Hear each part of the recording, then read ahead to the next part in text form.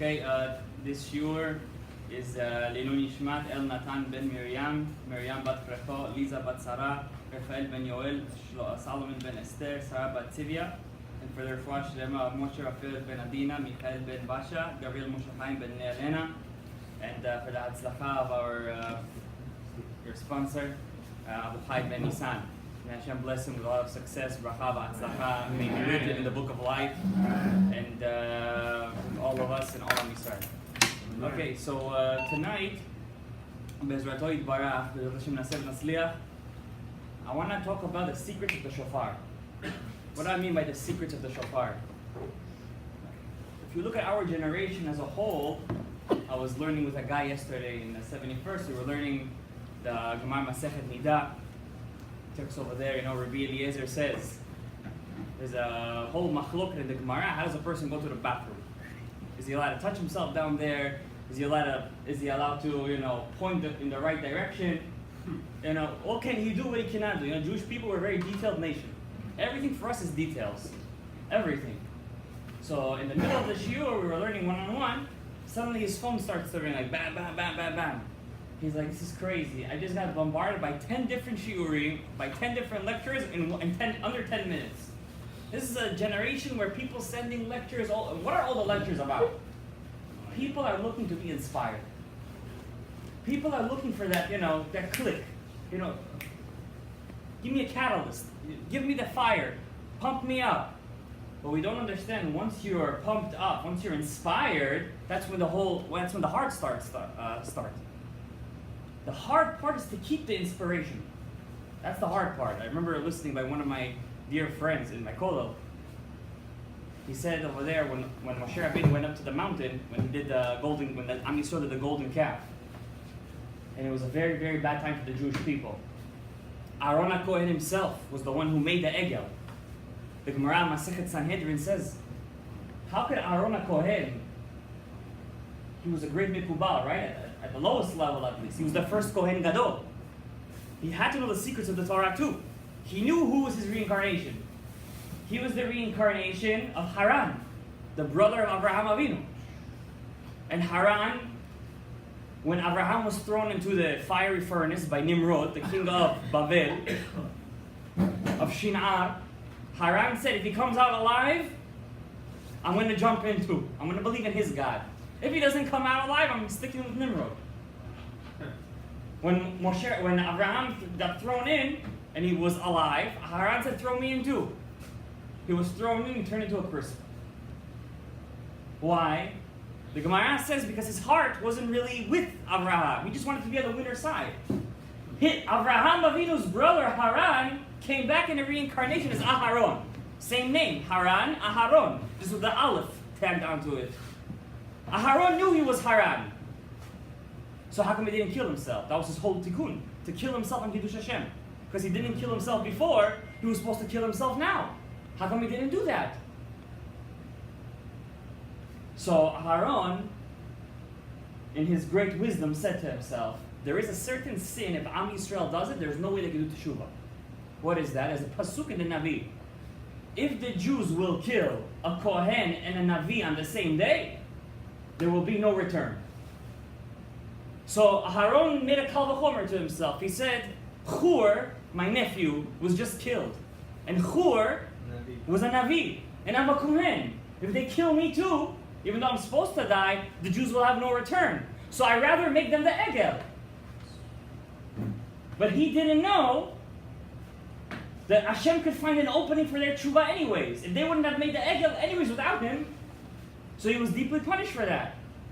And when Moshe Rabbeinu went up to the mountain for 40 days, many people think, just let's get this out of the way, that Moshe Rabbeinu, when he went up there with his body. It's not true. The Gemara Masechet Sukkah says that no mortal body could go up to heaven. It's impossible for it to go up to heaven. Even the Zohar, Kadosh Vayikra, says that the heavens can't handle even one speck of the human flesh. So the Gemara says Moshe Rabbeinu didn't go up to the heaven, and Eliyahu HaNavi didn't go up to heaven. Only their souls went up to heaven. Eliyahu HaNavi's body, the Gemara says, is in this earth. When he's coming down here to do a certain mission, he finds his body, he clothes himself in it, and he does what he has to do. But his body is down here. Moshe Rabbeinu too, he went into the cloud. He didn't go up to heaven, the cloud, Amanei HaKavod, the Shekhinah. But he didn't go up there alive with his whole body. He was alive, of course. He didn't eat for 40 days and 40 nights, true. But he wasn't going up there to Olam HaAtzilut, to the highest world. No, it didn't work like that. And when he went up there, when the Jews did the Egel, because of Aharon, God told him, Lech red, go down. And all the Mefarshim go crazy. What does that mean, go down? So the Mefarshim say, go down from your place of loftiness. Go down from your level. But the Mekubalim explain that sometimes when the Torah says go down, doesn't actually mean to go down. God would never tell a person, be less spiritual than what you are right now. All Hashem wants with you is to have a relationship with you. You should know that. All of God's purpose of creating us, we should have a relationship with Him. The most intimate relationship we have with God is 3 times a day. 3 times a day we have a very intimate relationship with God. It's called Shmona Esrei. The 18 blessings, Amidah. Why is that an intimate relationship? If you don't like somebody, what do? When you speak to him, you yell, you scream. When you love somebody, you take your wife out to the restaurant. You're sitting with her. What do? You're talking a loud voice or you whisper? You whisper. Why? When the person whispers, he comes very close to the next person.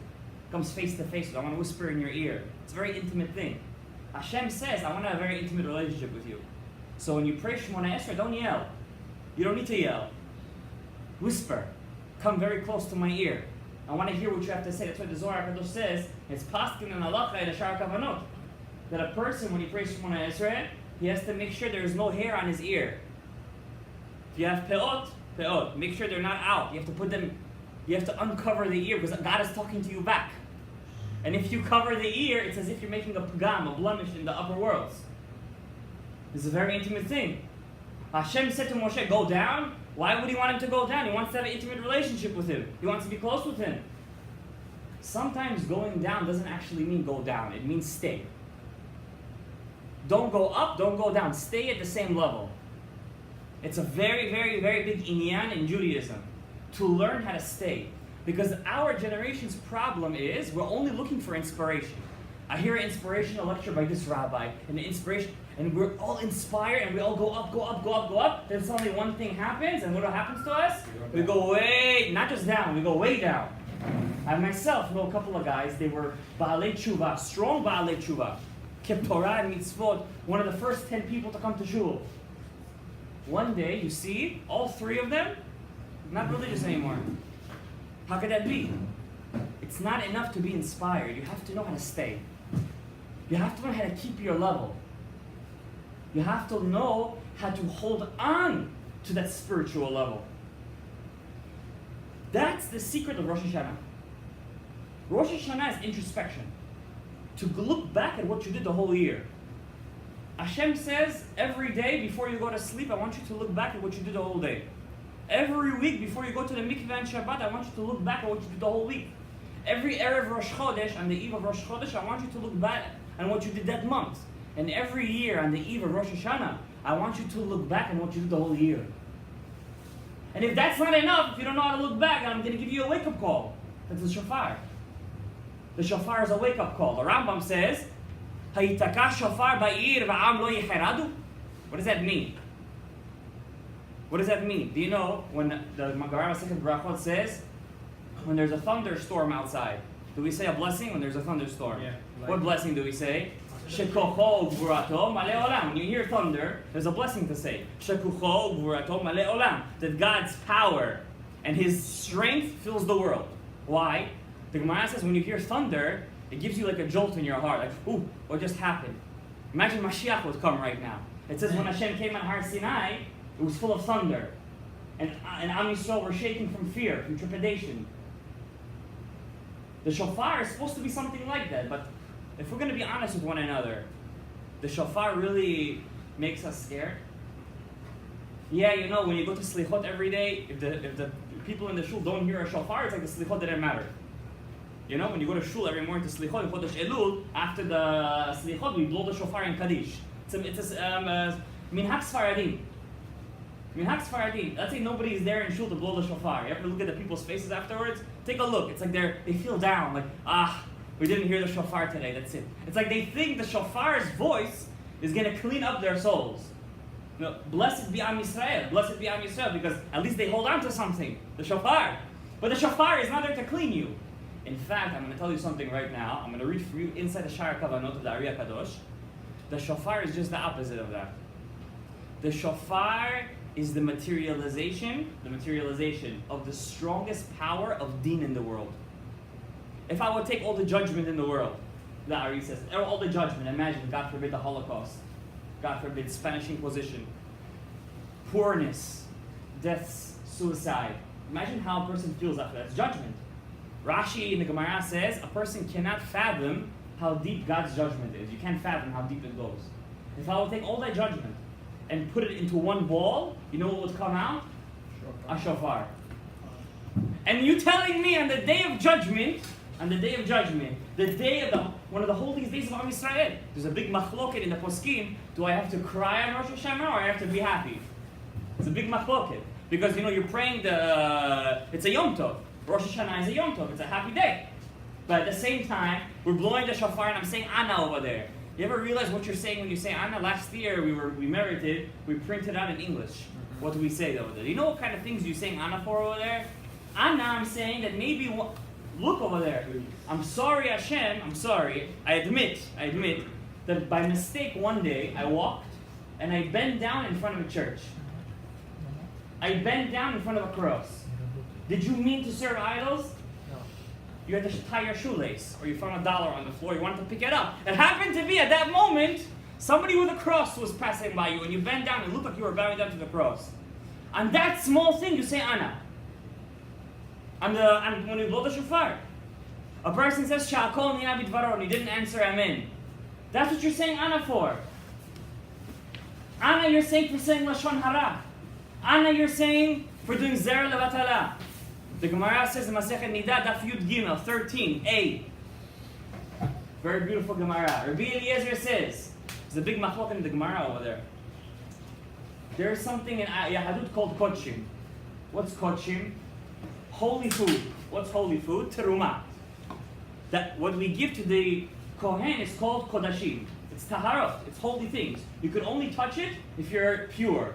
If God forbid a person saw Carrie, he had a seminal emission by purpose or by mistake, or he was with his wife, he's not allowed to touch that food. I want to give it to the Kohen, you can't touch it. If you touch it, God forbid, it's a big sin, it's karet. You can't touch Kodashim if you're tameh. You understand? You can't walk into the Beit HaMikdash. You can't walk into the Beit HaMikdash if you're tameh. It's karet. It's karet. So the machlok in the Gemara says, let's say a Kohen is eating terumah, he's eating this holy food, and suddenly he feels like it's about to come out. Something happens, he feels like his body shudders, and it's about to come out. What should he do? The Gemara says, he's allowed to eat it. If he eats it, he's going to go over a biblical avera. So what should he do? The Gemara says he has to put his hands down his pants, hold his hold his thing, hold it that it shouldn't come out yet, swallow it fast, then let go. The Gemara says. So the Gemara asks a question. Wait a second. You can't do that. Why can't you do that? Rabbi Eliezer was the Rebbe of Rabbi Akiva. Rabbi Eliezer ben Hurkunus. Rabbi Eliezer Agadol. Rabbi Eliezer says, anyone who touches his ever, his brit milah, mevi mabul le'olam. He brings a flood to the world. Rav says, whoever brings on himself bad thoughts, it means he intentionally seeks out to think about it. Hareu menudeh. You know what's menudeh? Excommunicated. Reb Asi says, Hareu mishumad. You know what mishumad means? Person who converts to a different religion is called a mishumad. Reb Asi says, whoever intentionally goes after these things and does these things is a mishumad. You know what mishumad means? It's like he converted to a different religion. He's a deserter of Am Yisrael. I like that word. Clear. And that's what you're saying when you're saying Anna. And you know what? The avon, the sin of Zer Levatala, is only hinted to in the Torah. It's not even written explicitly. It's not even written explicitly. That's what you're saying Ana for. You know what you're saying Ana for in Rosh Hashanah? I say Ana over there. The Shulchan Aruch says in Even HaEzer that a person is not allowed to look at colored women's clothing. Color? Woman is wearing colored clothing. Red. Pink, yellow, blue. You're not allowed to look at it. So the Gemara says, obviously he's not allowed to look at it. You're not allowed to look at women. The Gemara says you're excommunicated. So you're converted to a different religion. So you know what the poskim say? You're not allowed to even look at it if it's not on her. Let's say she just dried it on the clothing line, and you know it's hers. You know it's your neighbor's. And you're looking at it. It's not on her. What are you gonna do? It's asur. You fantasize, spirit. That's what you're saying Ana for during the shofar. And all those averot, all of that, the materialization of that deen that you, God forbid, are supposed to receive because of doing all that sins, comes in the form of a shofar. A person cannot fathom the deen of Hashem. He cannot fathom it. The shofar is the pure deen. What's the secret of the shofar? So tonight, B'ezrat Hashem, with whatever time we have, we're just going to touch the cusp of what the shofar is, according to the Ari HaKadosh. And we know anything that the Ari HaKadosh said was learned face to face with Eliyahu Hanavi. If you go to Tzfat today, to the Beit Knesset of the Ari HaKadosh, they have the seat where the Ari HaKadosh used to sit and learn with Eliyahu Hanavi. They have it. And Where is it? In Tzfat. In Tzfat. And there is no Jew, no big rabbi. You go to Ashkenazi rabbi. You go to Hasidic rabbi. You go to Sephardic rabbi. You go to Lithuanian rabbi. Any rabbi that you go to, Gedol Ador, he say, do you believe that Eliyahu Hanavi learned with the Ari HaKadosh? He'll say, whoever doesn't believe in that is a kofar. Whoever doesn't believe in it is a kofar. It's as real as this table. As real as this table. In fact, when Moshe Rabbeinu went up to heaven, we know that the angels were fighting with Moshe Rabbeinu, right? What is a human being doing here within us? So Hashem said he's coming to get the Torah. So the Ari HaKadosh explains they weren't fighting with Moses about the written Torah that we have today. Their whole fight was on the hidden Torah. Is a human being allowed to learn the hidden aspects of the Torah? That's what we say every Musaf. We pray Musaf here, right? Every Shabbat. We say, Ayeh mekom kevodo la'aritzo. Ayeh. What does Ayeh mean? Where? Where is God? The angels ask every day, where is God that we could praise Him? They want to learn the secrets of the Torah.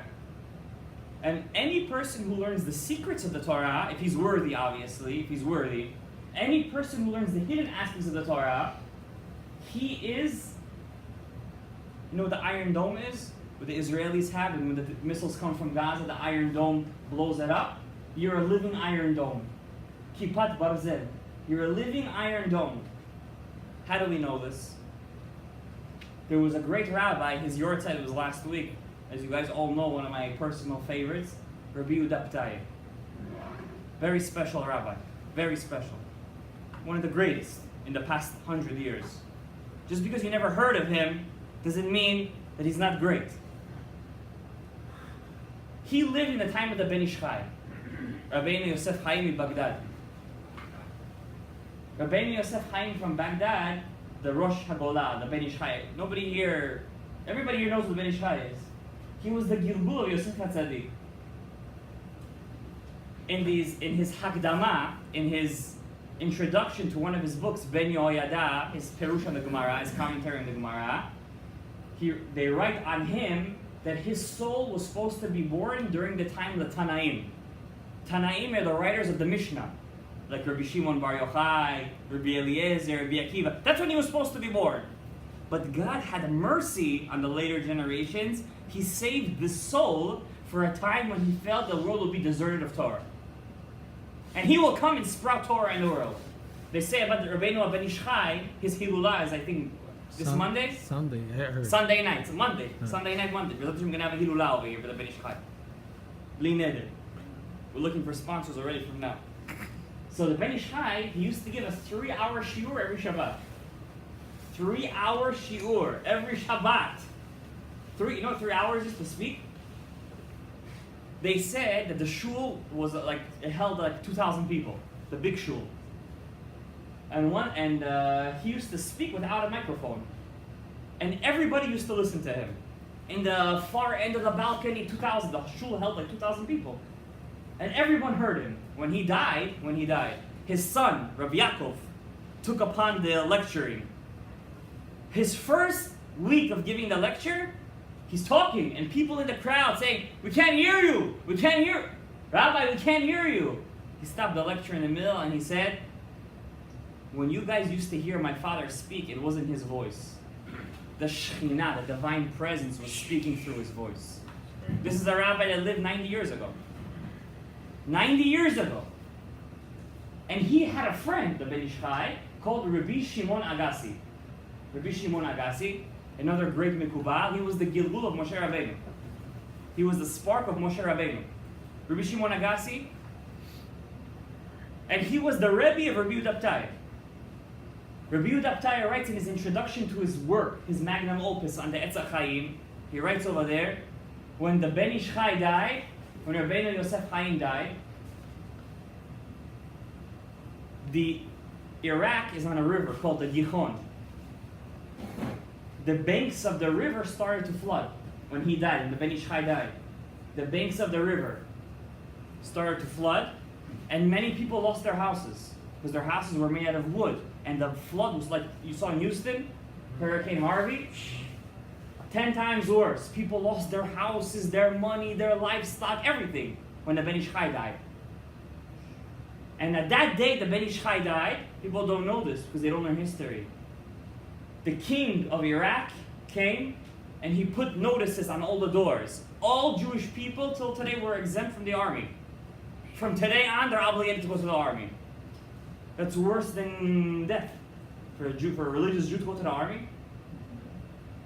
But Rabbi Yehuda B'Taya said that the Jewish people still had hope in Rabbi Shimon Agassi. Still had hope in him. He used to stutter a lot. Rabbi Shimon, when he used to speak, he used to stutter. So Rabbi Yehuda B'Taya writes, when Moshe Rabbeinu was going to come back in the last generation, the same handicap he had in the first generation, he's going to have the same exact thing. That's why he used to stutter. But miraculously, when he used to learn Torah, teach Torah, his stutter used to go away. So he said, we thought that Rabbi Shimon Agassi would be our salvation. But after a couple of years, Rabbi Shimon Agassi died, and the king's guards came and forcefully took the Jews to the army. We lost a lot of good young men. The yeshivot were empty. And he said, why did the Jews suffer? There were Talmidei Chachamim. There were yeshivot in Baghdad. Torah was being written in Baghdad during that time. Rav Ovadia Yosef, where was he born? In Baghdad. Because why were the Jews punished so much? Because in Baghdad there were only 2 Jews, 2 rabbis, who spent most of their day learning Etz HaChaim, the work of the Ari HaKadosh. That was the Ben Ish Chai and Rabbi Shimon Agassi. Their zechut themselves, just by learning it themselves privately, was able to save the whole city. When they died, there was nobody left to learn. All the judgments started to come, all the din. That night, when Rabbi Shimon Agassi died, an old man knocked on Rabbi Yehuda B'Taya's window. He said, they sent me from Shamayim, they sent me from heaven. He says, go into Rabbi Shimon's house, take his books from him. He didn't have the books. Take his books from his house and start to learn. If you don't learn right now, if you don't start learning, God forbid there won't be left one Jew in the whole Baghdad. God forbid there won't be left one Jew. Rabbi Yehuda B'Taya got up and he ran to the house and he started learning. And that's when he started writing his famous commentary, Bet Lechem Yehuda, on the Etz HaChaim of the Ari HaKadosh. And Rabbi Yehuda B'Taya writes, listen to me very well, guys. Listen to me very well. 1 hour of learning the secrets of the Torah, I'm not exaggerating when I say this. Sometimes I exaggerate a bit. I blow it out of proportion. I'm not exaggerating when I say this. 1 hour of learning the secrets of the Torah is like learning 1 year of Gemara. No exaggeration. Yes, Etz HaChaim, the real one. 1 hour of the amount of birurim, the amount of taking out the holy sparks from the klipa that you do in 1 hour by learning the Etz HaChaim, you can't do that if you learn a year of Gemara. I'm not saying don't learn Gemara. Rabbi Yehuda B'tai says, how do you know who's worthy of learning? Maybe I'm not worthy. Rabbi Yehuda B'tai says, I'll give you a very easy litmus test. You have to teach everyone. You have to teach everyone. But if that person is going to come to your shiur and you're going to start teaching, if he's not worthy, automatically he's going to start falling asleep. Automatically. If he's not worthy, he's going to start falling asleep. And I could tell you by nisayon. Nisayon means from my experience, I was once learning, I've taught this many times, but I was once learning with a big rabbi. A rabbi who passed all the rabbanut. He said, Shalom, can you teach me? We used to learn the same kollel together. He was close to 50 years old. And I'm a younger guy, obviously. He says, teach me. Because I used to tell him some stuff here and there. He was very interested. The second I started to open the book in front of him, within 5 minutes, he would start to snore. I used to close the book. He was ready to learn Shulchan Aruch again. I said, Rabbi, what's wrong with you? He said, I don't know. I was getting tired. And I could tell you, I could promise to you, whoever is not worthy by himself, he's going to leave it. By himself. If he's not worthy, he's going to leave. But we have the obligation to teach everyone. Because if I'm not going to if you guys are not going to learn this, you're going to come to Rosh Hashanah, you're going to hold the shofar, you're going to see the rabbi blow the shofar, you're going to be like everybody else that said, I heard the shofar, I'm good. My heart is clean.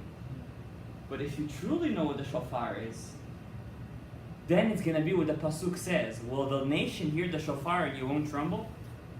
If you truly know what the shofar is, you're going to be scared what that is. What the rabbi is holding in his hand on the 2 days of Rosh Hashanah, when he's holding the shofar, you'll be afraid to look at it. It's the materialization of all the din in the world. That's why they say, people want to hear the shofar from a guy, he blows like a trumpet. Like a trumpet, He blows well. If the rabbi didn't blow the shofar well, they left the Rosh Hashanah that day like, it wasn't atakash, they say. It wasn't atakash. Do you know, Rabotai, there are kavanot. Kavanot means meditations. Machshavot, what to think of when the chazan's face, when he blows the shofar, turns red. Do you know there is a reason why his face turns red? Why, when we say the bracha of the shofar, we say, Baruch Ata Hashem, Elokeinu melech haolam, asher k'nisham tov tzivanu, lishmoa, what do we say after that? We say shofar or kol shofar? We say kol shofar. The sound of the shofar. Okay, al pi apshat, the mitzvah is not the shofar. The mitzvah is the sound of the shofar. How do we know? The Mishnah says, if I hear the guy blowing the shofar and I only hear the echo, was I Yetzei Yedei Chova? I only heard the echo. No, I'm not Yetzei Yedei Chova. Why? Because the mitzvah is to hear it from the shofar. I hear the voice of the shofar. Okay, that's al pi apshat. That's on the simple level. Do you know what kind of kavanot there are on the word kol shofar? Do you know there is a reason why we call it shofar? Do you know what's the real name of this thing? How do you say a horn in Hebrew? Keren. We don't call it a keren. We call it a shofar. Keren is a horn. It's a horn. What is it? The ram's horn. Lishmoa kol keren, we should say. Why am I calling it a shofar? When did the name change? You understand what I'm saying? Do you know, Rabotai, that the shofar's secrets are so unfathomable, they're so deep, there are kavanot. Let's say the chazan holds the shofar with two hands. He held the shofar and he blew it with two hands. He messed it all up. According to the simple understanding, he might have done the mitzvah lechatchila. But according to the Ari HaKadosh, you have to specifically hold it with your right hand, and you have to hold it with all your fingers. If a person is the best blower of the shofar, but he only has four fingers, he can't blow the shofar according to the Ari. He must hold it with 5 fingers. There's specific kavanot. You can't hold it with your left. You can't hold it with your left, you hold it with your right hand. There's a specific reason. Why do we wear the tefillin on the left hand, but we tie it with what? With the right hand. The right hand is subduing the left. You understand? We wear our shoes from the right. Then we go to the left. Everything has to be with the right. You understand what I'm saying? When we open up the parochet, we open it from the left and we go to the right. We want to end up in the right side. When they used to go inside the Beit HaMikdash, they used to go in through the left and come out through the right. You always want to end up in the right. Understand? So what are the secrets of the shofar? What are the secrets? What could you learn today on the cusp of what the shofar is that could help you have a sweet new year? Because it's not only about dipping the apple in the honey. Sfaradim dip it in the sugar. Whatever, honey, sugar, as long as it's sweet. What can I do? Because, Rabotai, you know, the people ask a very deep question. He says, if all my parnasah is being decided on Rosh Hashanah, so why should I pray for parnasah? Why should I even go to work? My parnasah is being decided. For the next year? What do you mean for the next year? What does it do with the next year? No. Yes and no. You're touching on something. Your parnasah that's being decided Rosh Hashanah is being decided on your actions you did the previous year. You understand what I'm saying? It's not just God comes one day, he sits on his throne, and he says, Moshe is making $50,000 this year. Yisachar is making $100,000. It depends on what you did the whole year. The Gemara says a very scary story. A very scary story. Listen to this very carefully. You know, sometimes we get scared in life. Why? We do something that's a bit illegal, and suddenly the IRS calls, this office calls, this, and suddenly, you know, some people, they have very bad luck with car tickets. Every week they have to get a couple of car tickets. They don't know why. It's like something is not always losing money, right and left losing money. Rabban Yochanan ben Zakkai, the Gemara Masechet Rosh Hashanah said, had nephews. He was the head of all the Jews. He was the Nasi. And he saw in Ruach HaKodesh, the Gemara says, that his nephews were supposed to lose a very big amount of money that year. They were supposed to lose like $10,000, let's say. 10,000 gold coins. So he went to them and he said to them, let's call them Moshe and Yehuda. Because Moshe and Yehuda, maybe you want to donate a new ark to the shul? Maybe you want to donate some money to the yeshiva? Oh, uncle, we can't right now. Times are tough. 47 is not going so well. Real estate's not going so good. I don't know. My business is not doing so well. People are not coming into my store. No mazal. Tzedakah tatzil mimavet. Just give the money. Your uncle, I'm the Nasi. Give a donation. People are driving with their BMWs outside. Come on, give a donation. So they said, you know what? How much you want? I want 10,000 gold coins. Oh, you rabbis like money, huh? Seeing the greens. Back then it was gold, not green. Capitalism. Rothschilds made up the whole dollar system. Jews. So he tells them, you know, we'll give 7,000. Give 10. 7. He said they were supposed to lose 10,000. So why is he asking them for another 10,000? The Gemara says he asked them, give 7,000. Give 10. We'll only give 7. When we have another 3, we'll give. It was Erev Rosh Hashanah. They gave the $7,000 gold coins. Right before Rosh Hashanah, right before, the Roman legions came to their house and took exactly 3,000 gold coins from them. So they started to go to Rabbi and they started complaining. He says, what's going on here? Why do we lose the money? He says, 2 boys. He said to them, you were supposed to lose 10,000. I just asked you to give it to tzedakah. When you gave the money to tzedakah, the money you were supposed to lose got diminished. When you only gave 7, you were supposed to lose 10. That's why you lost another 3. Because how come you didn't tell us? If I would have told you, where would be the free will? Sometimes, even if the rabbi knows something's supposed to happen to you, he's not allowed to tell you. He's supposed to let you have your free will. He's supposed to let you fall sometimes. Because there's something called nefilah letzorech aliyah. Now you, using whatever I teach you tonight, Bezrat Hashem, could tap into the power of the shofar and use the judgment against itself. Use the judgment against itself. What do I mean? Rosh Hashanah is a very scary day. Extremely scary day. There was a very, very famous story in the time of the Holocaust, just to tell you how scary Rosh Hashanah is. with a rabbi called Rav Tzvi Hirsch Meiselish from Auschwitz. He was a rabbi. He was the only living rabbi in Auschwitz.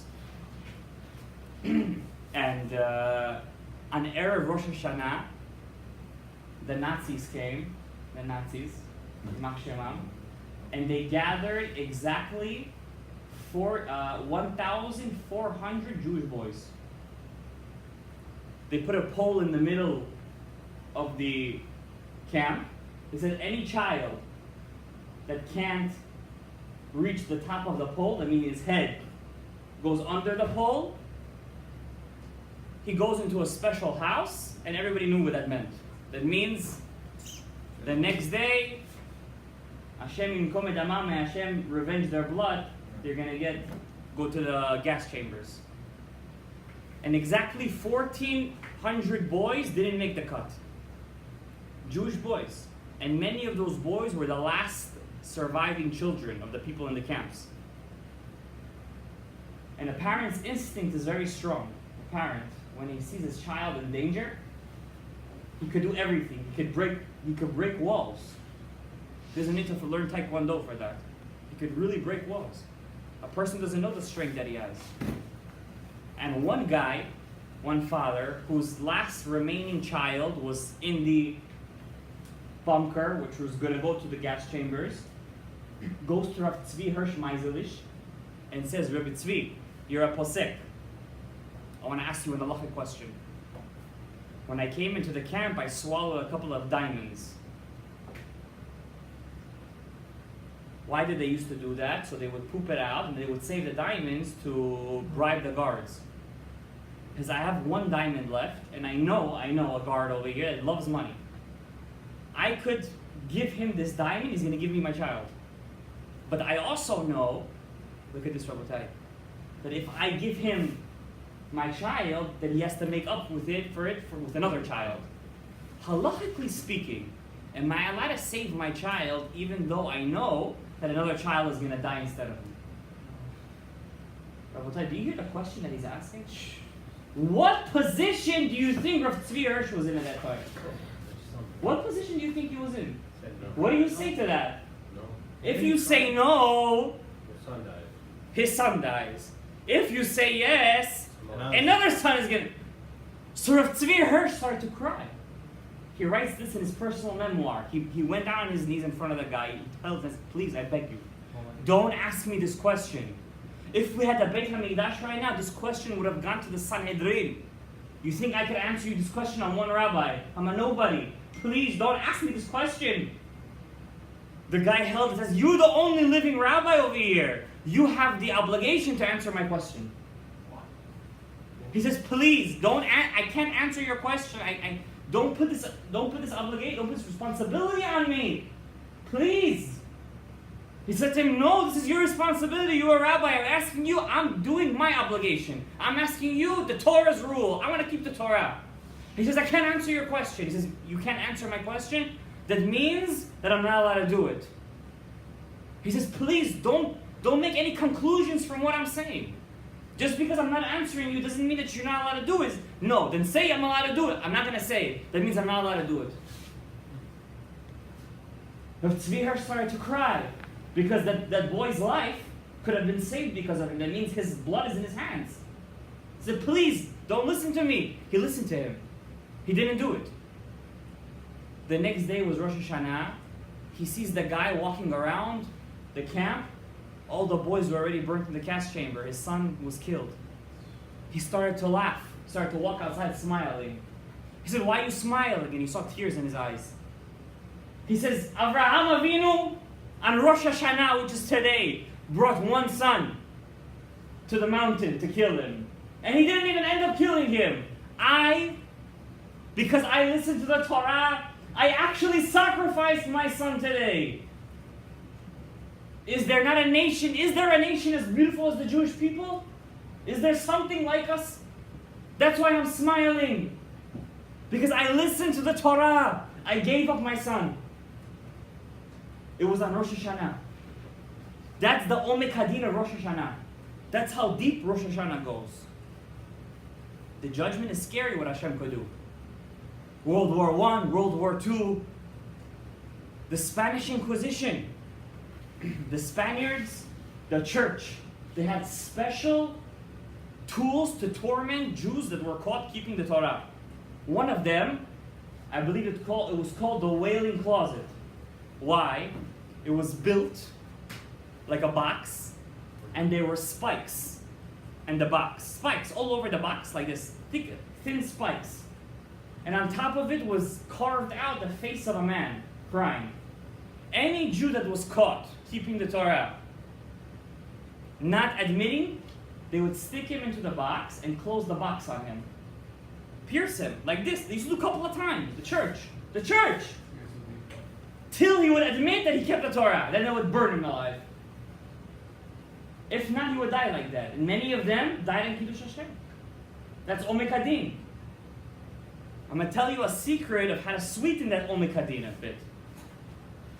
Every day, starting from Rosh Hashanah till the end of Yom Kippur, don't miss it. You miss one day, you miss the whole thing.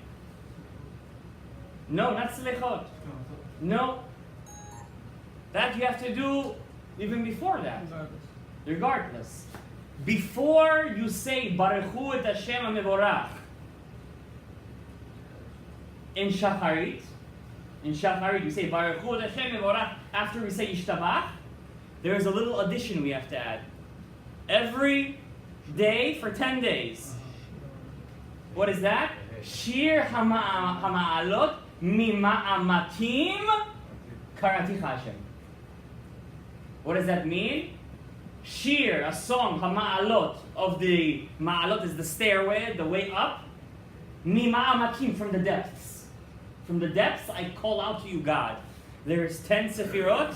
Every day we say one Shir Ma'alot to sweeten the judgment for every amount of judgment that comes with every Sefirah. You miss one day, you miss the whole thing. Because it's a binyan, it's a system. Like the solar system, you take one planet out, you mess up the whole thing. Same thing with the Sefirot. You move one thing wrong, you mess up the whole thing. That's why we're a nation of details. You have to take care of the details. Now, what do we do with this shofar? Why is the shofar so important? Why does God, I think, personally speaking, if I want to do something to sweeten the judgment, I would make Purim on Rosh Hashanah. I would do Purim on Rosh Hashanah. Why? What do we do on Purim? Get drunk. Besides for getting drunk. Mishloach manot. What's Mishloach manot? Let's say I had a fight. What's Mishloach manot, Rabotai? Just to get this straight. Mishloach manot is not to give a basket of fruit to your best friend. That's not Mishloach manot. Mishloach manot is to give a basket of fruit to your enemy. That's the point of Mishloach manot. You understand what I'm saying?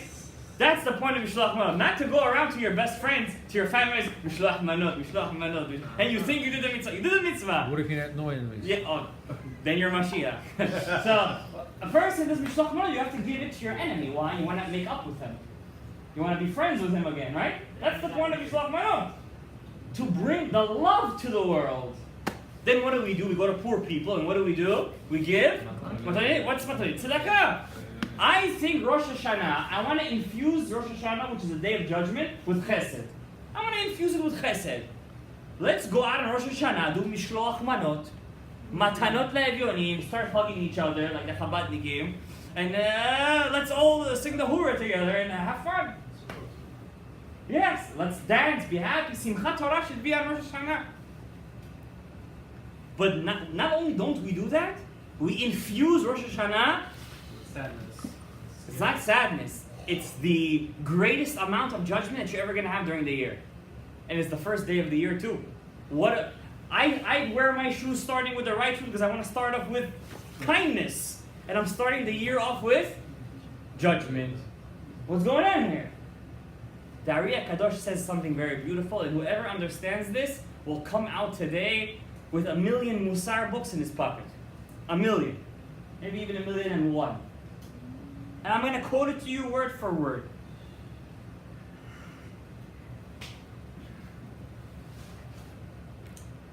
V'klal zeh yeh beyadecha. This should be the golden rule in your life. This must be the rule. What's the rule? וכלל זה יהיה בידיך. כי כל בחינת any aspect of כפיית וביטול הדינים, when you want to overthrow, overturn, bring down the din, uveham and their sweetness, you want to sweeten the din, this should be the golden rule for you. You should know this. Eino ela al yedei shorsha mamash. If you truly want to sweeten the judgment, is only by adding more judgment. What do you get when you times a negative with a positive? A negative. What do you do when you times a negative with a negative? Positive. You get a positive. That rule, that mathematical rule, comes from here. The Ari knew about that 700 years ago. Ein hadin nimtak. You truly want to get rid of the din? Ela beshorsho. At its root. And the root of all the din is what? The shofar. Because the shofar is the materialization of all the din that could ever be. And now I'm coming on Rosh Hashanah, I want a sweet new year. God said, don't do mishloach manot.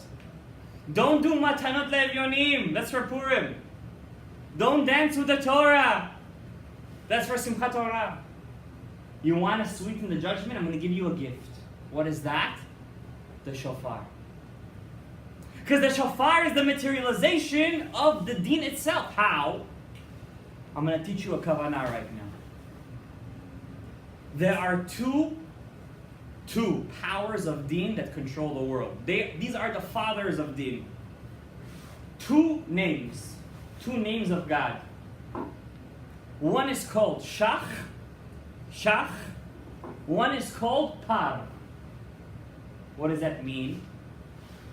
One aspect of din, strong din. This is a din that you have to run your whole life to sweeten. One aspect is the last letters of the alphabet. How many last letters we have in the alphabet? We have 4. 5. 5. Chaf Sofit, Mem Sofit, Nun Sofit, Pei Sofit, and Tzadik Sofit. How many we have? 5. All together they're called Mansapach. Mansapach. This is the root of all judgment. This is the root of all judgment. If you take the numerical value of all 5 of them, they equal 280. Par. Par is, also in Hebrew, means a bull. What was the Kohen Gadol's sacrifice on Yom Kippur? A bull. He had kavanah to sacrifice these 5 forces of judgment. When you hold the shofar is broken into 2 words. Sho, that's shin and a vav, and par. Par is what? Mansapach. To sweeten the mansapach, the chazan has to hold the shofar. Look who the chazan has to be, Rabotai. The chazan has to hold the shofar with 5 fingers. If he holds it with 4, it doesn't work. If he holds it with 3, it doesn't work. If he holds it with 2 hands, it doesn't work. Why does he have to hold it with 5 fingers? When they add 5 in Hebrew is the letter Hey. When I add a Hey to the mansapach, which is par, what does it turn into? Para. A cow. What does a cow give forth? Milk. That's the sweetness of judgment. When the chazan holds the shofar, even before he starts to blow, he has to have the kavanah right away to add the letter Hey to the mansapach. If he doesn't have that kavanah, he already loses the sweetening of half the judgment of the shofar. He already loses half of it. Why not the individual does the shofar himself? Every person should do it himself, you're saying. We have another mitzvah. Berov am hadrat melech. What does that mean? Let's say the judgment is supposed to come down. If I do it myself, then the whole and I mess up, the whole blast goes on my head. But if we're all together, 10% goes on everyone, and we all have a small portion. Now, what's the second aspect of the shofar? We said the par is the mansapach.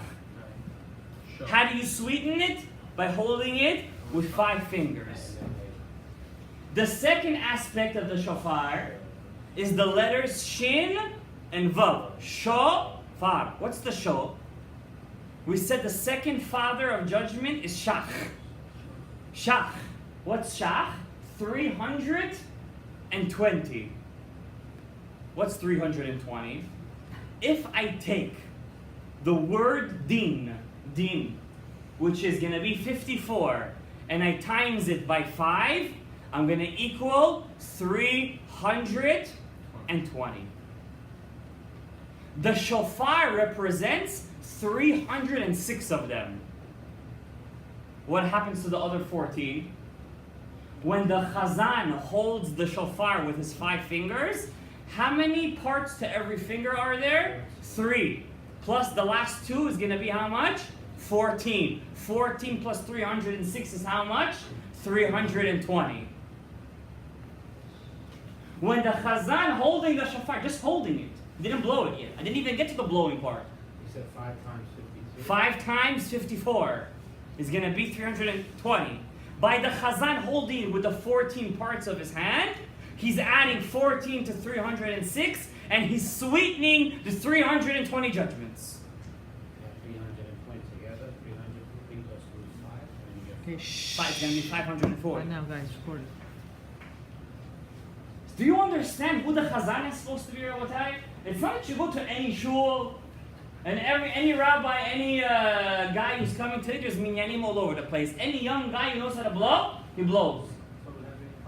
Rabotai, the Baal Shem Tov, this is a true story, once went to a rabbi, the Helig of Baal Shem Tov. His name, one of his students was Harav Mitronoble. I believe his name was Mordechai. Rav Mordechai Mitronoble. Very big tzaddik. Very big tzaddik. And the Baal Shem Tov said, I saw in Ruach HaKodesh that the root of your soul, comes from these 2 judgments. So who's worthy of blowing the shofar? You. So he says, but I want you to be careful. Before Rosh Hashanah comes, I want you to learn the kavanot, the meditations or the arisas of the shofar very well. Because every year I blow the shofar. This year I want you to blow the shofar. I think you're ready.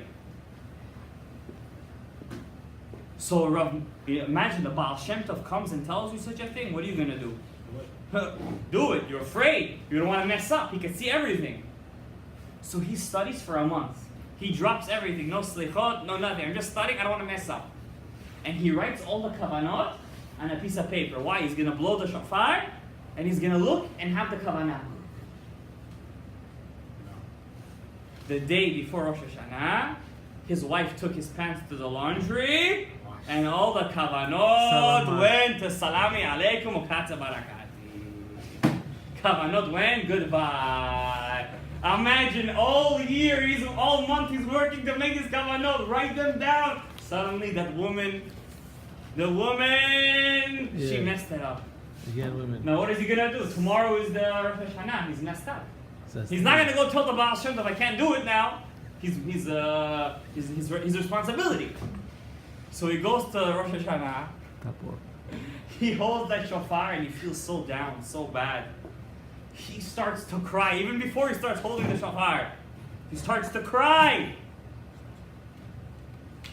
And he's crying and everybody's waiting for him to say the bracha. He says the bracha and he's blowing the shofar and he's crying and he's in his mind, he's saying, how can I even represent this great man? I'm a nobody, I'm a this, I'm a that, and he's blowing the shofar. After he blows the shofar 100 times, we blow the shofar 100 times, the Baal Shem Tov comes to him and he says, I never felt such an amazing blowing of the shofar as I did when you did it. Even if I would have blown the shofar 100 times, it wouldn't have equaled what you just did. Why? There is a way to tap into these 2 forces of judgment, shach and par, without actually having the kavanah. What is that way?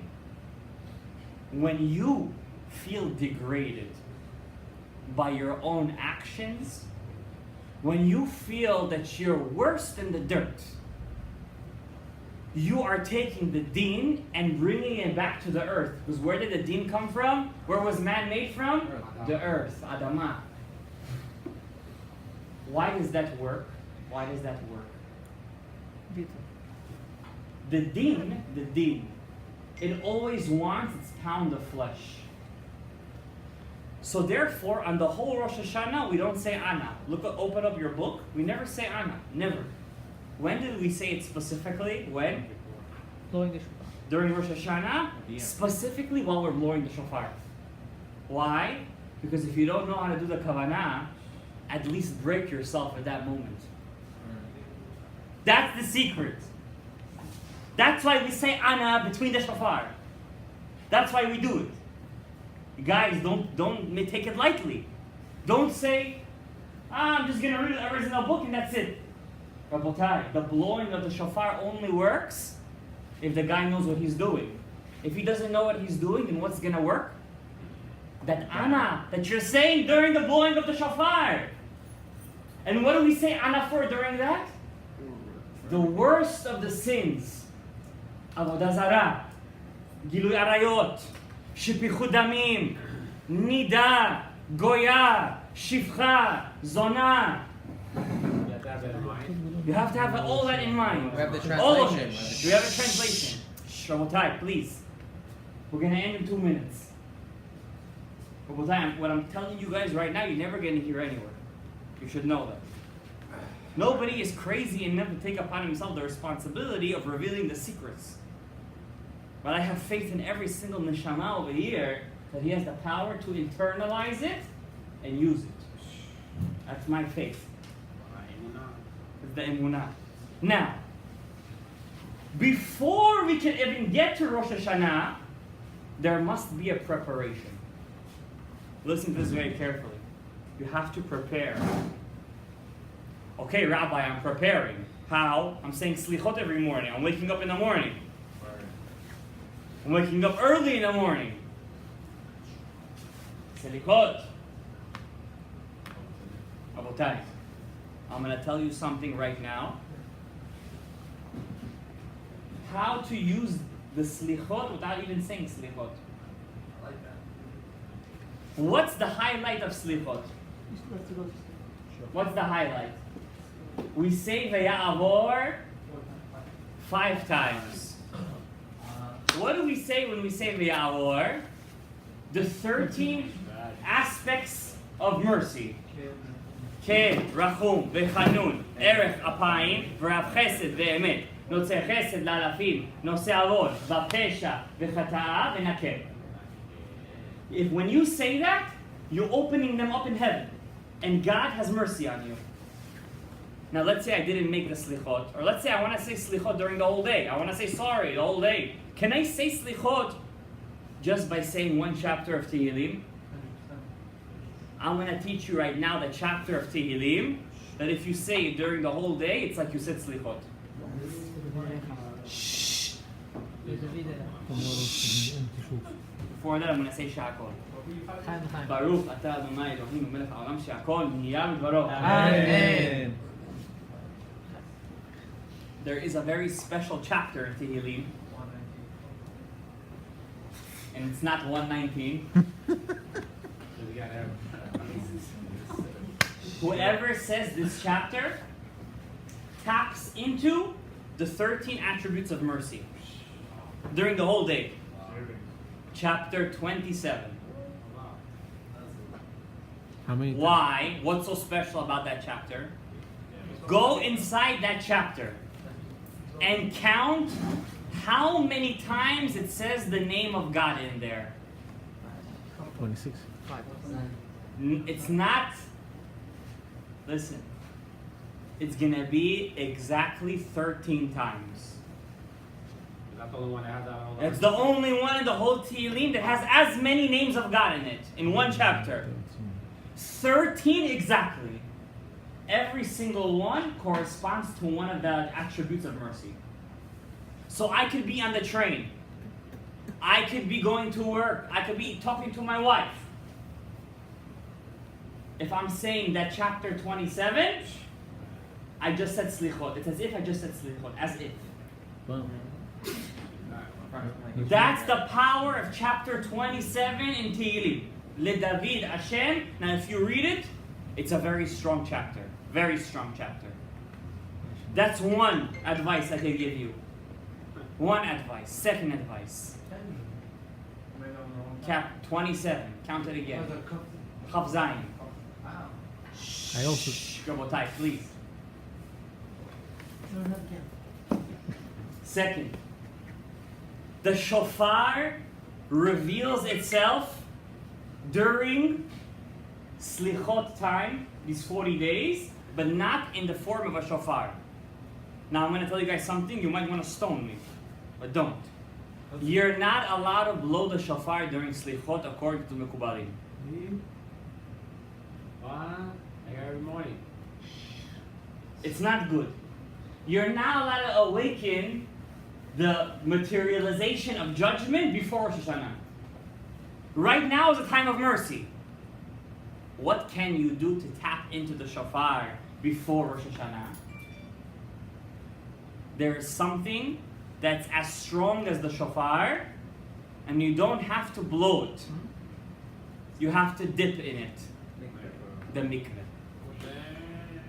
If you dip in the mikveh, it's like you're dipping inside the shofar. Is this like for the 40 days? Yes. All 40 days. And how many se'ah, units of measurement, the mikveh has? 40. The mikveh is called Ima Ila'ah. It's called the world of Binah, the world of understanding. The world of understanding of Binah is the world of Teshuvah. If you dip inside a mikveh and you have kavanah, that I'm dipping inside a shofar, you are sweetening the judgments. You're making yourself ready for Rosh Hashanah. That way, when you get to Rosh Hashanah, you could truly do Teshuvah. Because I'm going to tell you guys one thing. It's a bit scary, but it's written in Sha'ar Kavanot. It's written in Sha'ar Kavanot.